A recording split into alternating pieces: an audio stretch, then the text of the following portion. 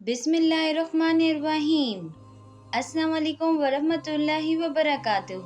مجھے امید ہے کہ آپ سب لوگ ٹھیک ہوں گے، خیریت سے ہوں گے۔ ویڈیو کو لائک کرنا اور چینل کو سبسکرائب کرنا مت بھولیے گا۔ تو چلے دوستو، ویڈیو کو شروع کرتے ہیں۔ ہاتھ چلاتے ہوئے گھنے نیم کے پیڑ کی جڑیں کھود رہے تھے۔ شمشیر نے احمد سے کہا، وقت بہت کم ہے، مجھے جانا بھی ہے، جلدی کرو اور تیز ہاتھ چلاؤ۔ احمد نے اور تیزی سے ہاتھ چلانا شروع کر دیا۔ وہ دونوں پسینے میں شرابور ہو چکے تھے، مگر پھر بھی ہر طرف سے بے خبر ہو کر گھنی نیم کی جڑ میں گڑھا کھودنے میں مصروف تھے۔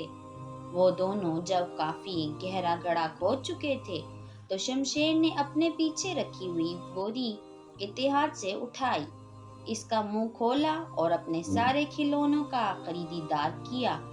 احمد نے اشتیاق بھری نظروں سے کھلونوں کو دیکھا، پھر شمشیر نے بوری کا منہ بند کر دیا اور بوری کو گڑھے میں احتیاط سے رکھ دیا۔ ننھے منھے ہاتھوں سے اس کے اوپر مٹی ڈالنے لگے۔ اتنے میں شمشیر کی امی نے آواز دی، شمشیر بیٹا جلدی آؤ، دیر ہو رہی ہے، ہمیں نانی کے گھر جانا ہے۔ شمشیر نے وہیں سے چلا کر کہا، ابھی آیا امی۔ اس نے مٹھی بھر کر مٹی گھڑے کے اوپر ڈالی اور احمد سے ہاتھ ملایا۔ احمد اس کے گلے لگ گیا۔ شمشیر نے اس سے کہا، میرے کھلونوں کی حفاظت کرنا۔ احمد نے اقرار میں سر ہلایا۔ شمشیر ہاتھ جھاڑتا ہوا کھڑا ہوا اور اپنے گھر کی طرف چل دیا۔ جب تک وہ گھر میں داخل نہیں ہو گیا تب تک پیچھے مڑ مڑ کر دیکھتا رہا۔ شمشیر اپنی امی کے ساتھ نانی کے گھر چلا گیا۔ جاتے جاتے بھی اس کی نظریں اس جگہ پر جمی ہوئی تھی جہاں انہوں نے کھلونوں کو دفن کیا تھا۔ احمد اسے جاتا دیکھتا رہا۔ وہ اسے تب تک دیکھ کر ہاتھ ہلاتا رہا جب تک وہ نظر آتا رہا، پھر تک ہار کر اسی نیم کے گھنے پیڑ کی چھاؤں میں بیٹھ گیا۔ پہلے سے زیادہ خراب ہو گئے۔ پورا شہر گولیوں کی آوازوں سے گونج رہا تھا۔ احمد کی امی نے احمد کو ساتھ لیا اور گھر سے روانہ ہو گئی۔ ابھی وہ کچھ دور ہی گئے تھے کہ ایک گولی آ کر ماں کو لگی اور وہ وہیں اللہ کو پیاری ہو گئیں۔ احمد کی دنیا اجڑ گئی۔ بستی والوں نے اس کا در بانٹا، ماں کو دفنایا۔ اسے کچھ پتہ نہیں لگ رہا تھا۔ کچھ دن تک اسے پڑوسی کھانا بھیجتے رہے، مگر اسے کچھ بھی اچھا نہیں لگ رہا تھا۔ پھر ایک صبح اسے زور کی بھوک لگی، مگر اب کھانے کو کچھ بھی نہیں تھا۔ وہ پریشان ہو کر گھر سے نکل آیا اور اسی نیم کے پیڑ کے نیچے بیٹھ گیا۔ وہ نیم کے پیڑ سے لپٹ کر بہت رویا، بہت چیخا، اور جب غم کچھ کم ہوا تو گھر جا کر سو گیا۔ آج اسے فاقہ کرتے ہوئے دوسرا دن تھا۔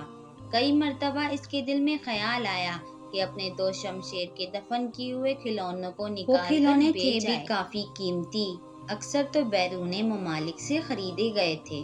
پھر احمد سوچتا کہ امانت میں خیانت کرنا بری بات ہے اور میں بری عادت اپنا کر برا نہیں بنوں گا۔